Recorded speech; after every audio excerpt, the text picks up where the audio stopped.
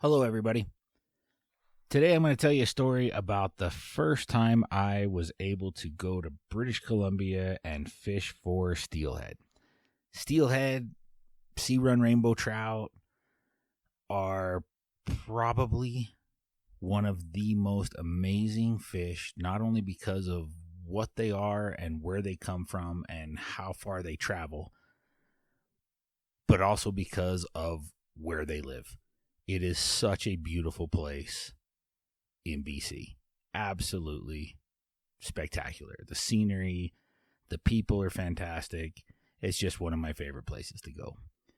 I was very fortunate in my life that as I was going to college, I worked as a fly fishing guide. And that's pretty much how I worked on everything and paid the bills. Well, after I'd been with the same company for quite some time, as a part of a bonus, I was sent to British Columbia with some other friends from work as a reward. So I got to fish for 7 days on the Bulkley River just outside of Smithers, British Columbia. Now, for those of you who don't fly fish, I'll do my best to not use a foreign language, but there are just so many things in the vernacular that no one will understand that doesn't do it, but I'll do my best to explain. So there were quite a few of us that went on this trip. Of those of us who got to go, there were some employees who were getting rewarded, and then there were some paying customers. The paying customer in a situation like this will get the best water, and that's okay. Being a guide myself, I understand that that's the game you play. They've paid, you're kind of going up. Either somebody canceled or they just had an extra spot and you were able to slide into it. So it's a fantastic opportunity. Now, at the time, I was still in college. I didn't have a lot of money. I had made the decision as a sophomore to buy my first house, and I was newly married. So all of those things combined meant I didn't have really good gear or a lot of money. So it's the end of the guide season. I had the time that I was invited to go. It was right at the end of October, going into the first part of November. So that can be kind of a tricky time to go anywhere in the northern part of North America. So I did not have adequate rain gear. I had my guide gear, which was pretty well worn because, again, I didn't have a lot of money for gear. And I did not have the equipment that I needed to fish either. So through talking to some of the fly fishing reps from the fly shop that I was at, I was able to borrow a couple of rods, and I was able to borrow a reel from one of the guys that I worked with. The reel comes in to a big part of this story a little bit later, because what the friend of mine failed to tell me was all of the problems he was having with the reel. He just said, "Sure, you can take the reel." So I didn't have a spey rod, which a lot of people up there fish either a two-handed Skagit system or a two-handed longer belly system spey casting. I had no experience with this at all. I had been fishing pretty much my entire life, but this whole past summer that I was guiding before I went up to BC, I was fishing 5-weight rods, 9-foot 5-weight single hand rods almost exclusively. High mountain trout streams. That's what my focus was. So we were fishing high elevation, small dry flies, and I was going to turn around and go to BC and try and deal with the weather and also have the equipment that I needed to fly fish. This being my very first time, I was very shocked at the differences. In the small mountain streams, I would walk up onto a hole, you had to be quite stealthy, sneak up on them, and if you spooked the hole, you were done. You had to move to the next spot.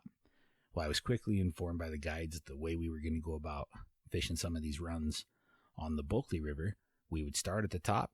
You'd make 1 or 2 casts, let the fly swing in, and then you take a step downstream. If it was dark, darker colored water, more tannins, more weather. If it was pretty clear water and the fish were being active and moving around, you could take 3 or 4 steps. So if you're fishing a spot that may be 100 or 200 yards in length, it may take you an hour or 2 to fish that small section. And it's not a spot really that you know that there's a specific fish in a specific area. The guides pretty well know where the fish are. They're all super, super fishy people. But I was a rook. I had no idea what was going on. So they put me in some of these spots, and we kind of drew straws every night. It's a super fun lodge to stay at. You'd kind of get roasted every night at dinner for all the mishaps that had occurred during the day, which I didn't know at the time. And there was an award that they gave out on a daily basis called the Prick of the Day, which was a small piece of driftwood that was phallic in nature that you had to wear around your neck while you were fishing the whole day. And at the end of the week, the person who succeeded in not purposely, but becoming the Prick of the Week got their name on a plaque of another piece of driftwood that was also very much a phallic. Super fun, great people, great guides, bonfires every night. Is just one of those experiences that you can't explain what it's like to be there, but you've got to try and experience it once in your life. So at this time, at dinner, we got separated into different companionships for the following day, who was going to fish with who, and who was going to be your guide, and what area you were going to. There were some of the beats that we would use jet boats on, some of the beats we would have rafts on, and there were different guides. Now, there was one guide in particular that had a tendency to rub some people the wrong way. I loved the man. I thought he was super fun. I'm not one of those people that can't take criticism. So I had no problem going out with him, and I think the guides all knew that. So they put me with him for the very first run. On that first day, there was really, really good weather. There were fish that were being super active. They were chasing dry flies. So we started skating flies on the surface for these giant steelhead. I did not know that there is a specific type of tippet that a lot of steelheaders and salmon fishermen use called Maxima. It's super abrasion resistant. So I was using the same tippets that I would use fishing high mountain trout streams, just in a higher poundage. Well, the first fish that comes up and grabs my skating fly off the top of the water proceeds to immediately break off my line. With these different guides up there, they referred to that as farming. So here I am, day one, farm to fish. Not too long after that, I hook up again, farm another fish. Now, another big problem that trout guides have, especially if they fish for small trout, going to fish for anything on the swing or with a two-hand or spay cast, you tend to still set the hook like you would on a small trout when they take a dry fly off the surface. That's a great big no-no in the steelhead world. So, steelhead number 3, I set the hook and pull the fly right out of his mouth, and I then get ridiculed severely by my guide Denny. Super fun. I was just absolutely enjoying myself. Now, Denny, at this point, also looks at my tippets and says, now that's 3 fish that you've either come unbuttoned or farmed. Let me see your tippets. Well, he looks at them, and then it really broke loose. He let me have it. What was I thinking coming up there with all of this crap? We're not fishing for, tiny fingerlings up here. We're fishing for steelhead, and I needed to get my act together, and I needed to do a better job, and he didn't have time to waste teaching me what to do, and which I still find funny, which I don't think he appreciated that I was smiling the entire time, but we ended up getting along very, very well. End of that day, I didn't have a fish in the net. I'd had those 3 come unglued, and then he kind of came unglued. That night, not a lot occurred. Outstanding food, got set up with some different people. I got to fish with somebody else the next day, and I was able to fish with another super fun guide, friend of mine. Goes by the name of Bunky. So Bunky and I get out on the river on the second day, and he puts me into some spots, and I'm able to hook up on my very first steelhead. Now, I know that most people call small steelhead chickens. This steelhead, she was over 20 inches, was not approaching 30 by any means, but she was an absolute chrome bar, super shiny silver, fresh from the sea, and just an absolute dream. What a beautiful hen.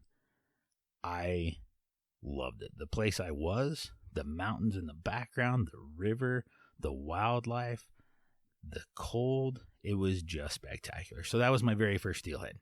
Not a lot to say as far as the hookup or the fight or anything else. Nothing really exotic happened. But that was my very first steelhead. Now, up until this point in my life, I had a 12-pound curse when it came to fishing. At least that's what I called it. I had difficulty in catching any giant fish. I had been to Alaska fishing for king salmon. My father, in the same boat that I was in, landed a 60-pound salmon. We went out fishing out of Homer for halibut, and I don't think I caught a halibut over 8 pounds. Meanwhile, everybody else on the boat was landing 60 to 200-pound fish. I didn't understand it. It was just this curse I had. And that curse looked like it was going to continue, which it did. So there I am, 12-pound curse, fishing in British Columbia. Day 3 rolls around, and one of the guys that had gone up with me managed our bike shop. Now, this is somebody that does not fish a lot, maybe 1-2 days a year. And I fish a lot, but I don't cast all day every day because I'm doing a lot more instructing. So day 3 rolls around, and he and I are fishing together, and he talks about how tired and sore he's getting, that his arm is really sore, and he doesn't think that he's going to be able to go another day. So I kind of agree. I'm getting a little tired too. Why don't we just talk to the lead guide when we get back to the lodge, and let's see if we can go ahead and just take a day off. So I'm in the steelhead world, and I'm actually contemplating on a 7-day trip taking a day off. Now keep in mind, this is a magical place. I'm having one of the best fishing trips of my entire life. But I don't care who you are. If you've been throwing a fly for 2 days straight and haven't landed a fish, you start to lose, I'm not going to say interest, but your mind begins to wander. You start to think about other things. You may only have a couple of opportunities when you're chasing these fish. And sometimes when those opportunities occur, you may not be in the right mindset to land them. So that occurred that day, and I missed another fish. So by the end of the evening, we get back to the lodge. Day 3's over, and there is some absolutely brutal weather starting to roll in. So I talked to the lead guide, and we discuss whether or not it makes sense for my friend and I just to take the day off the next day. And I tell him, look, I'm completely satisfied. I'm up here just on a bonus trip. It's really, really fun for me. I appreciate everything they're doing, but I'm completely content if my friend Todd wants to take a day off. And is there a lake we can just go hang out at, or just go fish, or just go do something? And the guide says, well, let me talk it over with the other guides, and we'll see what can happen. So that following day, we end up taking a drift boat, and we go to this private lake. and this gentleman had a dock on it for his float plane, but there was no boat ramp. There was no access to get the drift boat in. So we ended up just carrying the drift boat down off of the trailer across the dock and dumping it in the lake. So I jump in the drift boat, I'm on the oars, and I tell Todd I'm just going to row him around because that's going to help stretch out my arm a little bit, and he can fish off the bow of the boat. And the guide that went with us brought a float tube, so he jumps in his float tube and he just starts paddling and kicking around and enjoying himself out there. I don't think Todd had made 2 casts when he hooked up on about an 18-inch rainbow trout in this lake. Pretty soon he's into another one, and then another one, and then another one, and then I start fishing, and we're just letting the wind and the kind of a drizzly rain occurring that day push us around the lake, and it was literally fish after fish after fish until we got bored. Now, I probably shouldn't say bored. Perhaps that's the wrong word. Probably not. I was getting bored. It was the same fish, cookie cutters, one after another after another.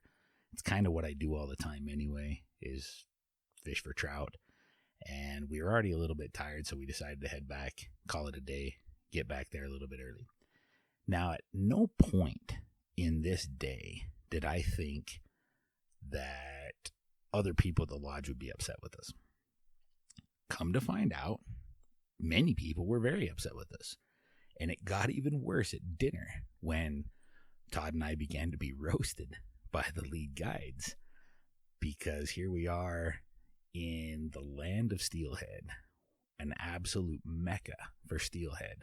And we took a day off to go trout fishing. Well, I didn't think to say anything to Todd, but while this is occurring, he pipes up with, "Well, I don't know why you guys are upset. That was probably one of the best days of fishing I've ever had in my life. We've caught so many fish today." The rest of the people had not done very well that day. The river had come up. It had started to get a little off color, and I'm not sure that a fish was even landed that day. So the looks that we began to receive were not good. And I started to think maybe we had made a huge mistake, even though we had a great day. So the next day, as it turns out, the river was blown out. Now, when I say blown out, I have seen rivers during runoff. I've seen rivers during flood stage. This was incredible. The river came up so many feet, and there was so much debris. I was watching 70, 80, 90-foot tall pine trees floating down the middle of the river. And the guides say, "Well, it doesn't look like we're going to be able to fish tomorrow because it's just too dangerous." Which, yeah, it was too dangerous. There's no way you could get out there and not either get knocked down by a tree you didn't see, or you wouldn't be able to run the boats. It was just chaos. Besides that, they said that when the water's like that, a lot of the fish are just not going to move and take a fly. You're going to have to be even more accurate with your cast. It just didn't work out. So there goes that day. Now, we're only there for 7 days. So it starts to get a little dicey because I think, man, not only did we take a break, but now I'm not even going to be able to fish anymore. And this is going to be held over me for a long time. As it turned out, the very last day of the trip, the 7th day, the river had dropped. It had cleared up, and we decided to give it a try. I was able to go out with a super fun guy by the name of Gary, and he was a paying customer, so he got the prime water. Totally fine by me.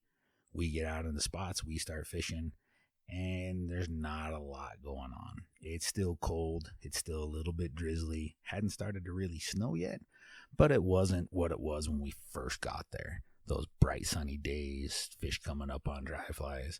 This was hardcore steelhead. My rain jacket was not performing as it should have. Now, that's probably because I bought a cheap rain jacket for about $60, and taking it to British Columbia for its first test was probably not ideal. Well, if I was on an R&D team, yeah, it would have been great, but it failed. I was getting wet to the bone. We're heading down, getting closer and closer to the boat ramp where we're going to take out, because on this day we're in a jet boat. And I happen to be being guided by Denny again. So a lot of the guides, once they get you set up in these long runs where it might take an hour or two to fish, we'll look around. I know some will look for heart-shaped rocks, some will look for eagle feathers, some will look for, apparently they look for phallic-looking driftwood. It's pretty fun to be with the different guides and to learn their different idiosyncrasies and have them point out different things. You'd hear the wolves howling or tell you stories about the last time they were down and saw 3 bull moose in a certain area, or they'd seen bears, all sorts of fun stuff. So it was a really fun place to be, regardless of what was going on. On this last day, we get down pretty close to the bottom. We're kind of running out of river. And Denny says, there's a spot down here, Travis, that I want you to fish. I want you to see if you can get your swing, this big bow of a line, to get over this rock wall or point and swing into this little bucket. Now, this ridge of rock that ran down the river was submerged by maybe 2 or 3 feet of water. The water coming up to it was quite a bit deeper, and the water in the bucket on River Right was also quite a bit deeper. Now, the previous day when we were rained out and the river was blown out, I ended up tying a ton of flies, and I was watching the guides there tie flies, and some of the flies that I had tied, they had said were probably too sparse, weren't really good flies, and I was just learning from them. Well, I had tied a couple great big egg-sucking leeches that were very, very sparse. They, for the most part, it was a big black hook with a piece of black bunny leech rabbit zonker strip on top of it. The body was wrapped with a little bit of sparkly chenille and then some bright orange chenille on the head. That's all it was. So I had that one in the box, and I had a few others that they'd given me to try today. I want to say I broke off 5 or 6 flies on that rock ridge, and I was getting pretty frustrated. I hadn't seen a fish for quite some time. I'd only landed 1 fish to this point. I'd farmed a lot, and I was getting disappointed with myself and starting to think about the trip back home.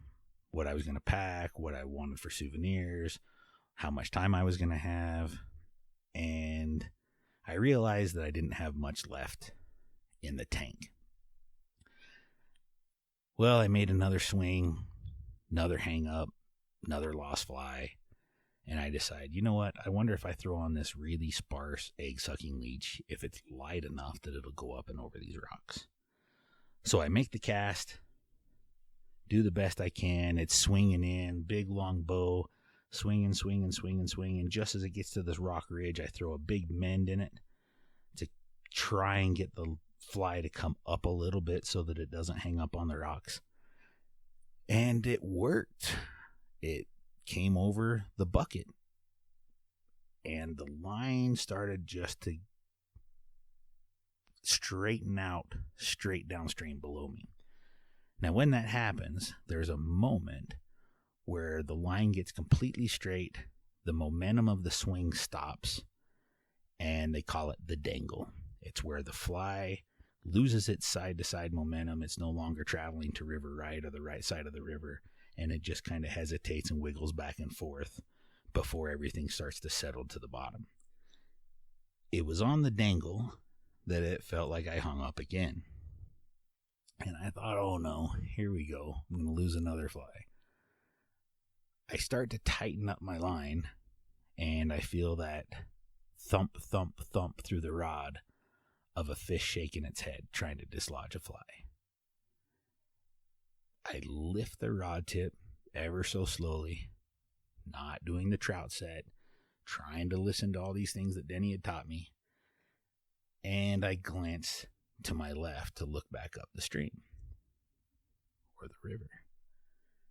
And And Denny is just getting Gary set up, maybe a quarter mile upriver from me. Well, this fish starts to run out to deeper water, and I lift the rod and put the tension on him and start to fight him. He's not really doing a lot. I don't think he's very good. I'd only had the one chicken fish at this point. And Denny looks downstream and sees that I'm hooked up. Being a guide, he gets excited because that's the game we play. And he runs down to see how I'm doing and to kind of coach me through the fight. The fish, at this point, decides he's going to go all the way across the river in an excessive speed, or at an excessive speed. The fish starts tearing line off my reel. As the line is coming off the reel, the drag gets lighter and lighter. So the speed of the line coming off starts to increase. So I'm trying to tighten the drag on my reel, and every time I tighten it, it comes undone again. Remember I told you at the beginning of the story that this reel would come into play? Yeah, I sure wish I'd have known about this problem. Anyway, I'm putting my hand on the reel, trying to slow it down when we get into the backing. Now, the backing is the braided line that adds some bulk to the reel so that you don't have as much fly line, but it also gives you about 200 yards, depending on the reel, 100 to 200 yards of a kind of a backup line that's stronger. So when the fish gets a long ways away, you still have a chance. It's not always going to work out, but you have a chance. Well, this fish gets to the backing, and it's at this point I realize that the line is looped. So it's not laid evenly on the spool, but one of the wraps goes under the backing. In a moment of sheer terror, I realize what's going to happen, and I begin sprinting up the bank of the river as Denny's running down towards me. I tuck my rod under my arm, pull my spool off my reel, and I start stripping out backing to try and get this knot undone as quick as I can. At this moment, I have a million things going on, and all I can hear is Denny screaming, "What are you doing? What in the world are you doing?" I continue to sprint past him up the river. I get the line off the reel. I wrap it on as best I can, put it back together, tighten the drag, lift the rod, and the fish is still there. Game on. So now I'm fighting for real. Crank down on the fish, he pulls line out. Crank down on the fish, he pulls line out. I have zero control. This fish can do whatever he wants. And when he starts to pull out drag, the knob loosens, so off he goes again. After a little while, the fish begins to realize he's not going to get anywhere upstream or across stream, so he decides, I'm going to go downstream. And down he goes. I'm chasing, running down the bank. And as I come around the bend, there's a beaver dam that extends maybe 50 or 60 yards out into the river. Now, the beaver in British Columbia are this giant subspecies, I believe. I don't know, I'm making that up. They cut down trees that are massive, and this beaver dam was quite massive. This beaver, thinking that he was going to be able to dam the entire Bulkley River, was a little overzealous, but he had made a really good start, and my steelhead is running straight for these jagged sticks. And I think, well, game is up. All these things have been going wrong. I've been able to overcome these little trials and tribulations. When I hear Denny say, I'll go get the boat. Off he goes. I'm doing everything I can to put pressure on the side of the fish to get him to turn his head, and he wants nothing to do with me. It seems like an eternity. It's probably only been 30, 40 seconds, and I hear the grating of aluminum on rock, and I look upstream, and here's Denny with the boat. Pulls up alongside of me, screams, jump in, jump in, jump in. I jump in the bow. He turns the boat, and hits the jet. Off we go into the middle of the river, and he's just screaming at me, try and keep up, try and keep up. I'm reeling for all I've got, trying to pick up all this slack. We get around the beaver dam. I finally get the line tight. Fish is still on. Unbelievable. Everything to this point that could have gone wrong has gone wrong, and the fish gods had smiled. We get around the beaver dam, get back to shore. I jump back out, and the fish decides, you can now take a picture with me. You have done all the things that you needed to do. I tried my best. You've tried your best. Let's snap a shot. I have never seen a steelhead so beautiful in my life. A big male. He'd been in the river a while. Big red stripe down him.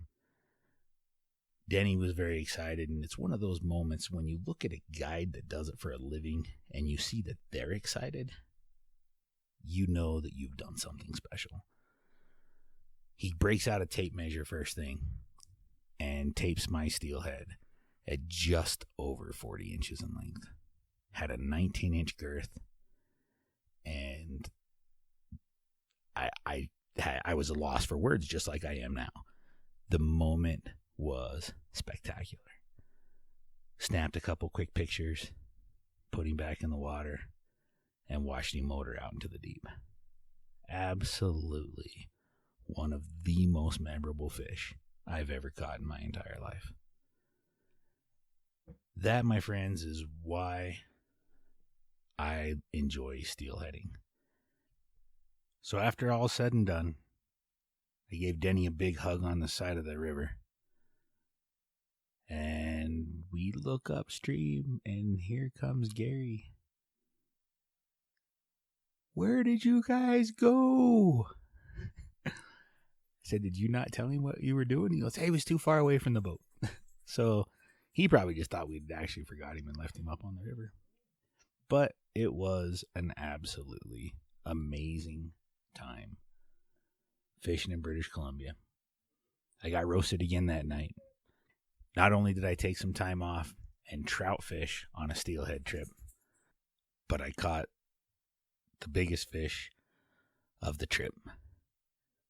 I don't think I'll ever forget standing in that river, feeling that bump, everything that went wrong, and then at the end, being able to see that fish. What an absolute pleasure. So get out there, make some memories. One of the better memories I have from that trip is my name got put on that plaque for a Prick of the Week. Apparently at a steelhead lodge, taking a day off to trout fish is frowned upon. And that pretty much bumps you to the top of the prick pecking order. What an amazing time. So there you have it, my very first steelhead trip. Caught the fish of a lifetime. I'll put information in the show notes about where I was if you want to go up and try and have that same sort of an experience. If you have any other questions or you want some more information, feel free to throw me an email. Thanks everyone for listening.